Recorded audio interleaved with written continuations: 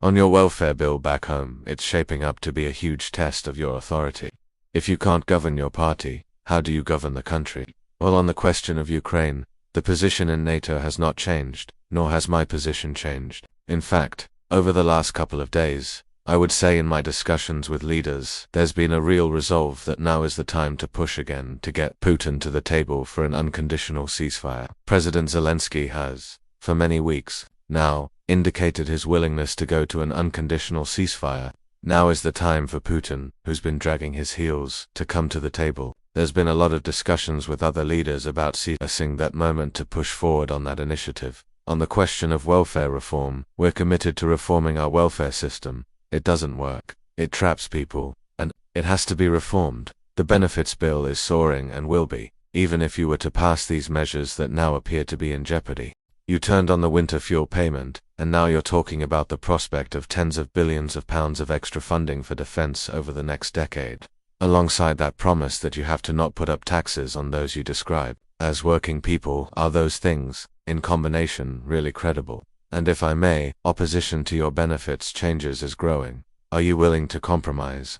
Well, let me take the funding position head on, because we made a commitment in our manifesto to raise defense spending to 2.5% during the course of the Parliament. We then brought that forward to 2027 to 2028, and as I did that, I announced where the spending would come from, and it comes from the Overseas Development Aid Fund, not from tax rises. The same challenge was put to me then that we would have to raise taxes, and we didn't. We made the difficult but right decision in relation to that funding. We have a commitment in our manifesto not to raise taxes on people, and we will keep to that commitment. But it is right that I reiterate that the first duty of the Prime Minister is to keep the country safe, and that is a duty I take extremely seriously. These are volatile times, and I'm really pleased here at NATO that has been the mood of the summit. This has been a strengthening of NATO, not just numerically with new members coming this time for their second summit, but a stronger NATO and a real sense of resolve and purpose coming out of today. Thank you very much. Andy Bell, 5 News. Prime Minister, in the last few days, President Trump has launched a unilateral attack on Iran, barely giving you any notice on his way here to this summit. He wasn't able to give a straight answer about whether he believed in the principle of mutual defense within the alliance. Is he really a reliable ally you can trust? Yes, we work very closely with the United States. We have done for many years.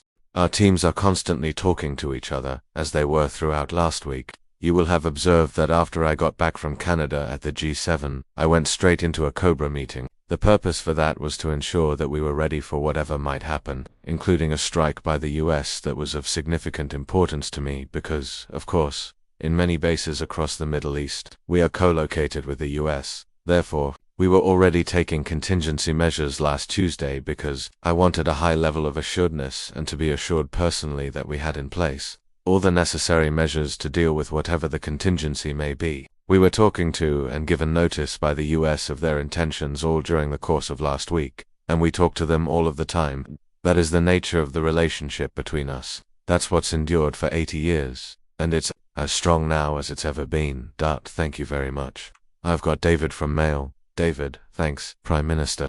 On welfare, why have you so spectacularly failed to read the mood among your MPs over this issue?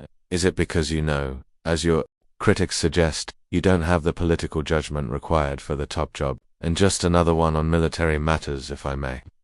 It's Armed Forces Week this week, but there's growing concern among veterans about your government repealing the Northern Ireland Troubles Legacy and Reconciliation Act.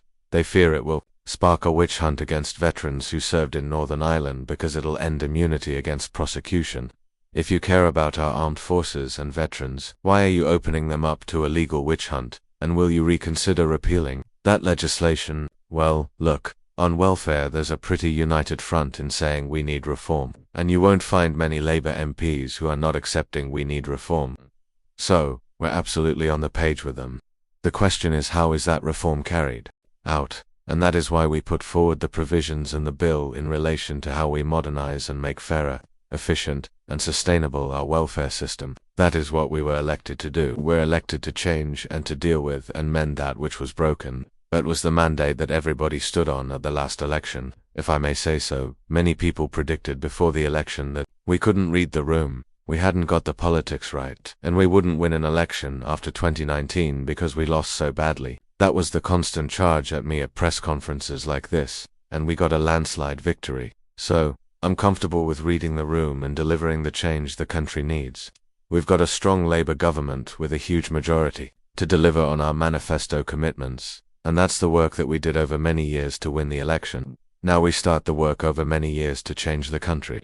Having changed the party, we now change the country. Thank you, Prime Minister. The National Security Strategy yesterday said the British public need to actively prepare for war on home soil. Should ordinary people be thinking seriously about Cold War-style preparations?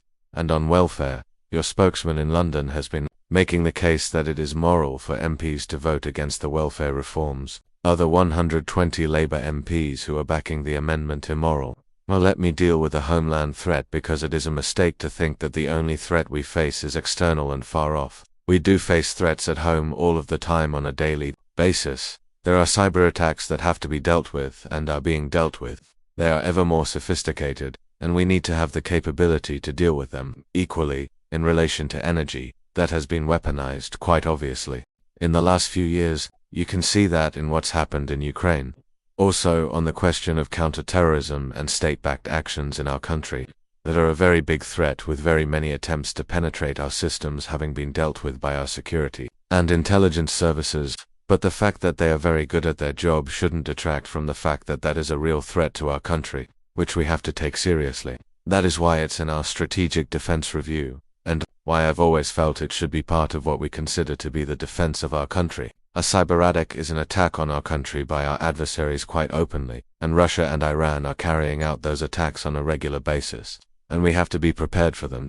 In relation to welfare, the argument I would make is that it is a Labour government that should reform welfare.